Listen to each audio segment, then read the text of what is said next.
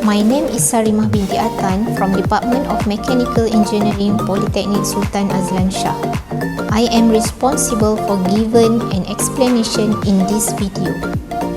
The purpose of this video is to explain on how to produce hexagonal cutting using vertical milling machine by concentrate on machining process, installation, setting and measurement.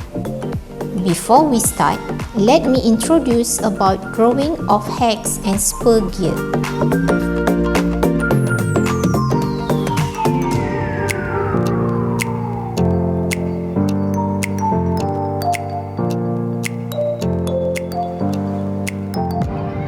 The next operation is hexagonal cutting.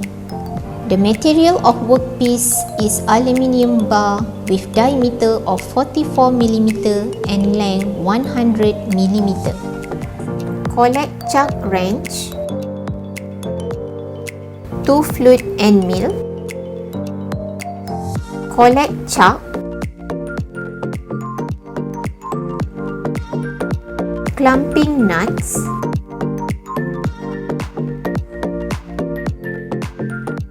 chuck key, vernier caliper,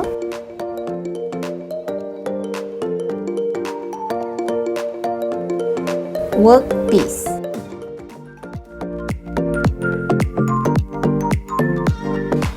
The first step is to install the cutting tool and mill using collet, chuck and clamping nuts.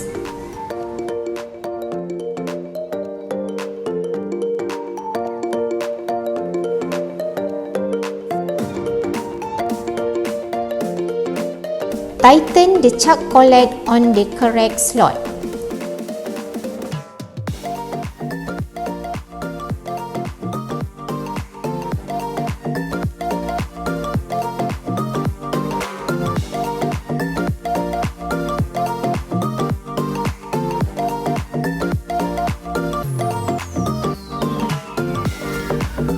The next step is installing the workpiece on the spindle.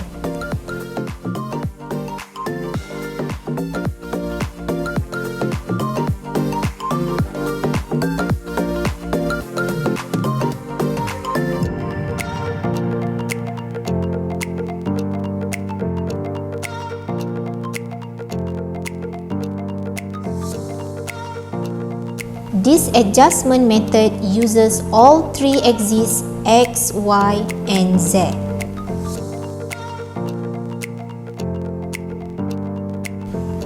Adjust the position of the end mill and workpiece to the correct position. Switch on the machine before set the spindle speed of machining.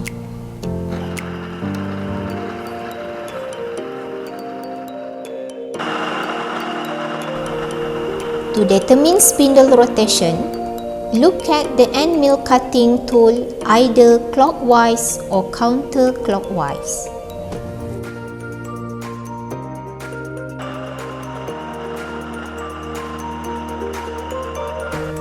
Direct indexing is able by an additional index plate fixed to index head spindle. It used for quick indexing of workpiece when cutting hexagons. Through moving the plate with hand to index directly, spindle with workpiece turn an equal distance.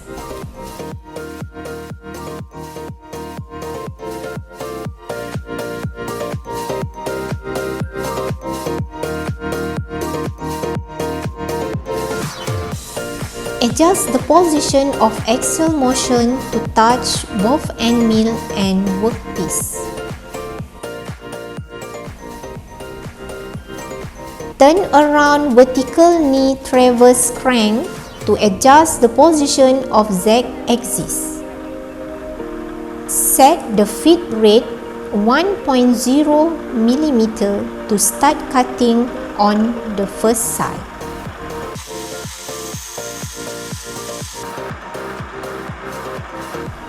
turn around cross-feed handle to start cutting the workpiece. The table move forward and the end mill cutting the workpiece.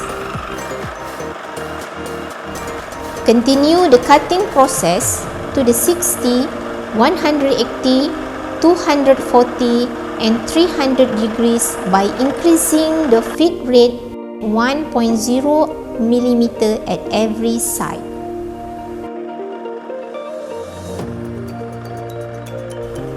Don't forget to lock the index plate to avoid the dividing head moving.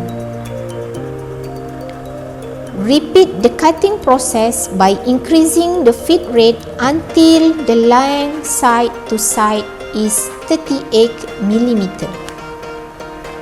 Switch off the machine after finishing the cutting process.